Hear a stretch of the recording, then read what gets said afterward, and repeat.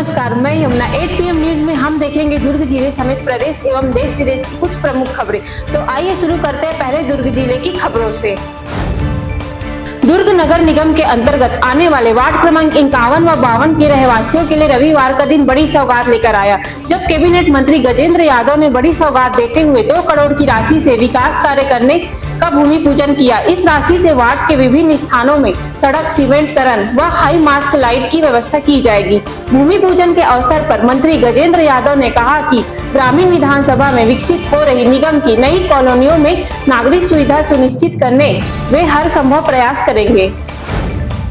दुर्ग का रविशंकर स्टेडियम वर्ष 2026 में नए स्वरूप में नजर आएगा, जिसके जीर्णोद्धार के लिए बीसीसीआई जनवरी माह में अपना कार्य प्रारंभ करेगी। बता दें कि बीसीसीआई ने छत्तीसगढ़ के 3 स्टेडियमों को अंतर्राष्ट्रीय स्तर के स्टेडियम बनाने का निर्णय लिया है, जिसमें रायपुर व बिलासपुर के साथ दुर्ग जिले का रविशंकर स्टेडियम भी शामिल है, जो वर्तमान में जीर्ण शीर्ण अवस्था में पहुंच चुका है। ऐसे में क्षेत्र के खिलाड़ियों को बीसीसीआई ने एक नई उम्मीद दिखाई है, जिसमें खिलाड़ियों को अंतर्राष्ट्रीय स्तर पर मैदान उपलब्ध होगा। दुर्ग के रेलवे स्टेशन पर जब ट्रेन पहुंची तो कोच की स्थिति बताने के लिए लगाया गया कोच इंडिकेशन बोर्ड काम करना बंद कर दिया।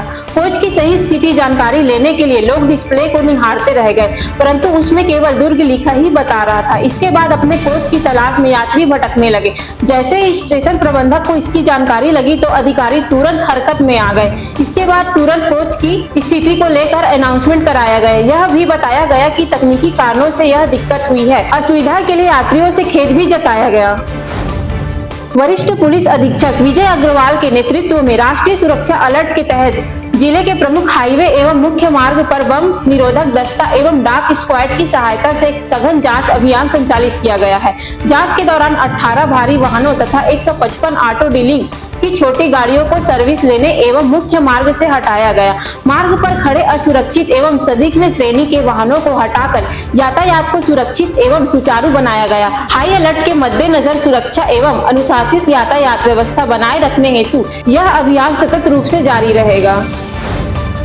दुर्ग जिले में नकली पुलिस बनकर घर में चोरी लूट करने वाले 2 आरोपियों को पुलिस ने पकड़ लिया। आरोपियों ने जिले में कुल 4 अलग अलग स्थानों पर पुलिस बनकर वारदात को अंजाम दिया था। पुलिस ने आरोपियों से सोना चांदी के आभूषण, नकदी रुपए, स्कूटी, कपड़े समेत कई सामान जब्त किए हैं। दोनों आरोपियों की पहचान ईरानी गैंग के सदस्य के रूप में हुई है।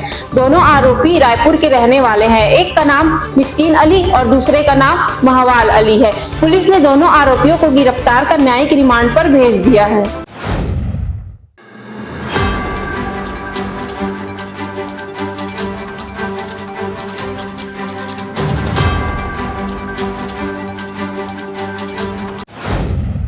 अब नजर डालते हैं प्रदेश की खबरों पर।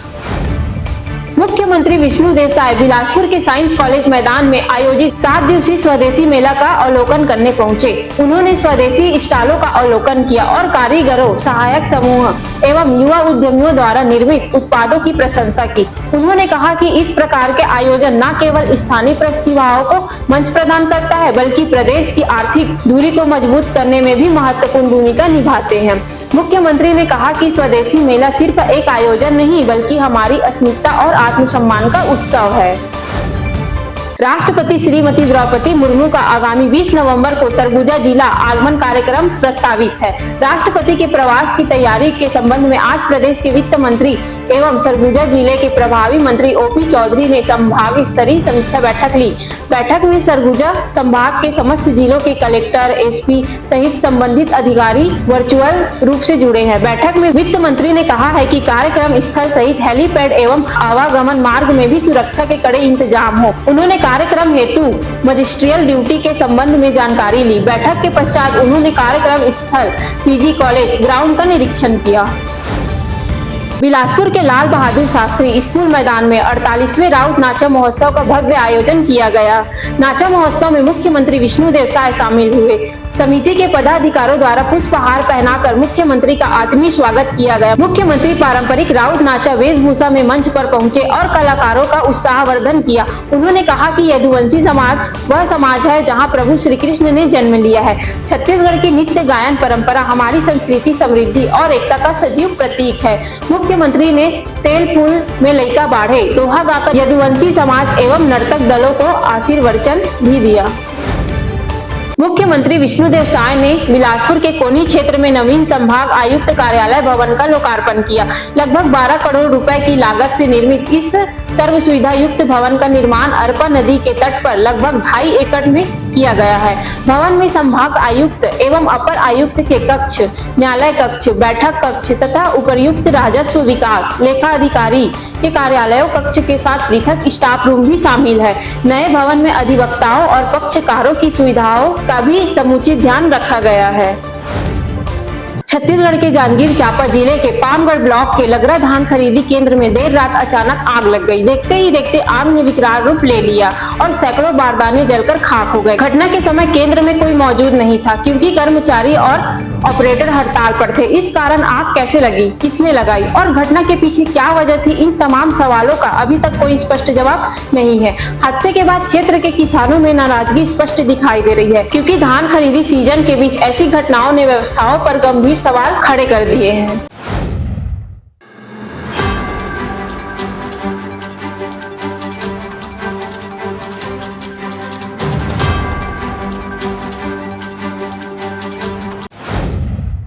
अब नजर डालते हैं देश विदेश की खबरों पर। पंडित धीरेन्द्र कृष्ण शास्त्री की सनातन हिंदू एकता पद यात्रा का आज अंतिम दिन है। बता दें कि सनातन हिंदू एकता पद यात्रा का विराम वृंदावन के 4 धाम स्थान पर होगा।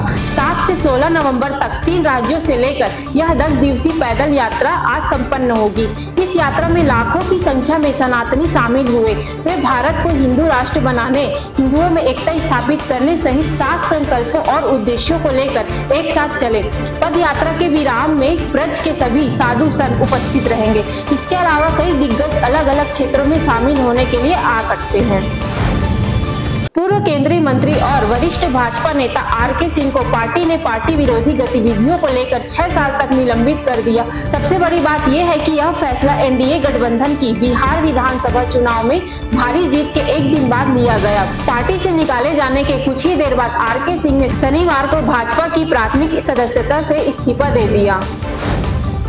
राजधानी दिल्ली में लोगों को प्रदूषण से राहत नहीं मिलती दिख रही है। आज की सुबह दिल्ली की हवा काफी प्रदूषित रही। राजधानी के कई इलाकों में घने धुएं की एक परत छाई रही और दिल्ली में AQI 385 दर्ज किया गया, जो बेहद खराब श्रेणी में है।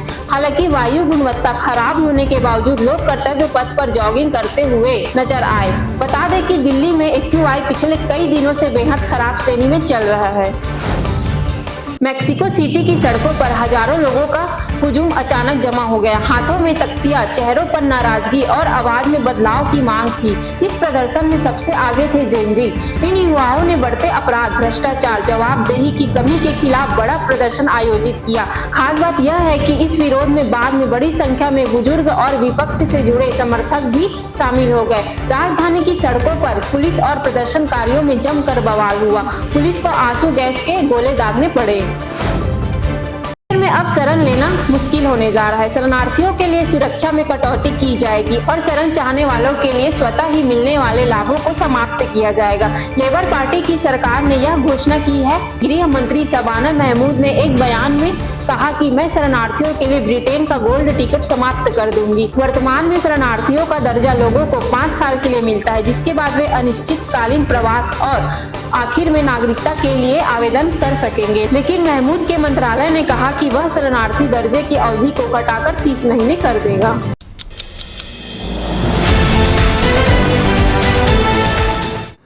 This program is sponsored by SR Hospital and Research Center.